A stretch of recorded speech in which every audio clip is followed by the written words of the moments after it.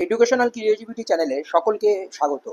আপনারা ইতিমধ্যে নোটিশ দেখে নিয়েছেন যে অন্ধ্রপ্রদেশ সরকার তাদের রাজ্যের টেট নেওয়ার জন্য তার নির্ঘণ্ট বেঁধে দিল।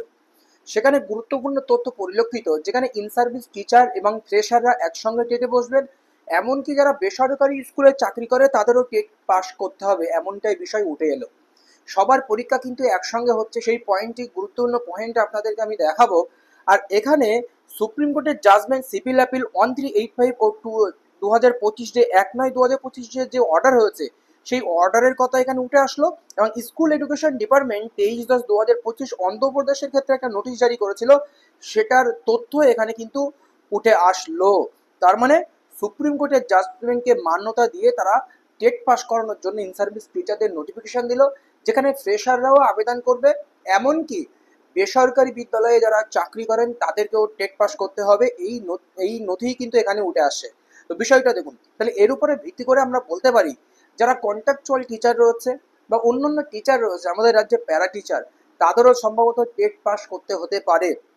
তো আমরা এখানে দেখুন ভালো করে, national standard and benchmark of the teacher quality in the recruitment process in accordance with the national council for teacher education norms and procedure, one of the essential qualification for a person to be eligible for appointment as teacher in any of school, both government and private. Government বা private স্কুলের চাকরি পাওয়ার জন্য TET pass করতে হবে। Refer to class number section in the eligibility criteria. Online application of candidate for all those aspiring to be teacher in state government. এই state গভর্নমেন্টের যারা টিচার হওয়ার জন্য বা টিচার হতে চায় তাদের জন্য টেট, কিন্তু শুধু ইন সার্ভিস টিচাররা বসবে তাই নাই। এই 2 নম্বর প্যারা দেখলে আমরা বুঝতে পারছি যে ফ্রেশাররাও এখানে অ্যাপ্লিকেশন করবে, ফ্রেশাররাও একসঙ্গে টেট দেবে for all those aspiring to be teacher, teacher হতে যারা হবে তাদের জন্য কিন্তু এটা দিতে হচ্ছে। Right to children on free and compulsory education act অনুযায়ী 2009 এই তথ্য তারা প্রদান করেছেন। এবং যারা ডিএলএড থাকতে হবে, উচ্চ মাধ্যমিক এবং আপার প্রাইমারি ক্ষেত্রে পেপার 2 ক্ষেত্রে বিএড বা ডিএলএড বা গ্র্যাজুয়েশন, এরকম একটি বিষয় আপনারা জানেন যে এনসিটি রুলস। কিন্তু আমাদের এটা জানার বিষয় নয়, আমরা যেটা দেখবো টিটেট অ্যাপ্লিকেবিলিটি অন্ধ্রপ্রদেশ। এখানে দেখুন, teacher working in the private school whose appointments are not approved by the competent authority are not exempted from passing TET. যারা বেসরকারি স্কুলে চাকরি করেন তাদের কম্পিটেন্ট অথরিটির দ্বারা যদি মানে অ্যাপয়েন্টমেন্ট অ্যাপ্রুভ নাও হয়ে থাকে, তাদেরও টেট পাস করতে হবে। Such teacher of private unaided school shall appear for TET conducted by either the state government আর সেন্ট্রাল গভর্নমেন্ট। স্টেট গভর্নমেন্ট বা সেন্ট্রাল গভর্নমেন্টের যে কোনো একটি টেট তাদেরকে কিন্তু পাস করতে হবে, সে প্রাইভেট আনএইডেড স্কুল বা যে কোনো স্কুলেই চাকরি করে থাকুক। In respect of non approved teacher working in private aided school they shall invariably appear for TET conducted by the state government only. যারা প্রাইভেট এইডেড স্কুলে চাকরি করেন তাদের ক্ষেত্রে নন অ্যাপ্রুভ যে স্কুলগুলো টিচার ওয়ার্কিং নন অ্যাপ্রুভ যেগুলো, সেটার ক্ষেত্রে স্টেট গভর্নমেন্ট করতে হবে, স্টেট গভর্নমেন্টের টেট পাস করতে হবে। তো একটি বিষয়। তো এরপর হচ্ছে টেট ফর ইন সার্ভিস।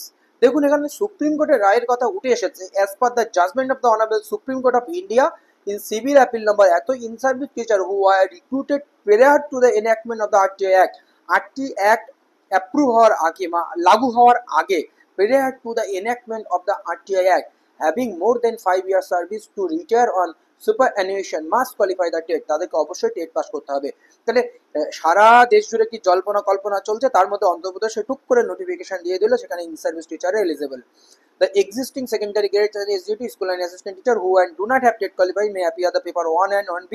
যারা সেকেন্ডারি স্কুলে আপার প্রাইমারি লেভেলে তাদের জন্য পেপার 1B তাদের যা নিয়ম রয়েছে।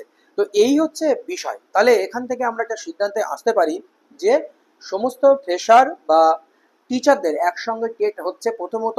আর যারা বেসরকারি বিদ্যালয়ে চাকরি করেন আমাদের ওয়েস্ট বেঙ্গলেও, তারাও টেট পরীক্ষা দিন, নাহলে সমস্যায় পড়ে যেতে পারেন। যে কোনো বেসরকারি স্কুলে ওয়েস্ট বেঙ্গলের মধ্যে আপনারা অবশ্যই টেট পরীক্ষা দিয়ে টেট পাস করে থাকুন, তাহলে আপনারা রিক্রুটমেন্টটা যেমন সুযোগ পাবেন, আপনার চাকরিটাও সিকিউর থাকবে। যখন তখন আপনার বেসরকারি বিদ্যালয়ে দেখা যাচ্ছে বলে দিল আপনার আর চাকরি করা সম্ভব না, আপনার চাকরি আর রাখতে পারছি না, আমরা টেট পাস ক্যান্ডিডেট নেবো, আপনার চাকরিটাও কিন্তু চলে যাবে। এই জন্য আপনাদেরকে সতর্কবার্তা দিলাম, অবশ্যই আপনারা বেসরকারি বিদ্যালয়ে চাকরি করলেও টেট পাস করার জন্য ওয়েস্ট বেঙ্গলের যে টেট আসন্ন সেটা কিন্তু আপনারা দেবেন। কারণ সেদিন আপনারা দেখেছিলেন যে পশ্চাৎ সভাপতি বলে দিয়েছেন যে আমরা টেটের জন্য প্রস্তুত থাকছি, ওদিকে রিভিউর জন্য আমরা প্রস্তুত হয়েছি, কিন্তু আমরা যখন তখন টেটের জন্য প্রস্তুত থাকছি। এটা কিন্তু সভাপতি বলে দিয়েছেন, আপনারা পজিটিভ আঙ্গিকে নেবেন বিষয়টি। ধন্যবাদ।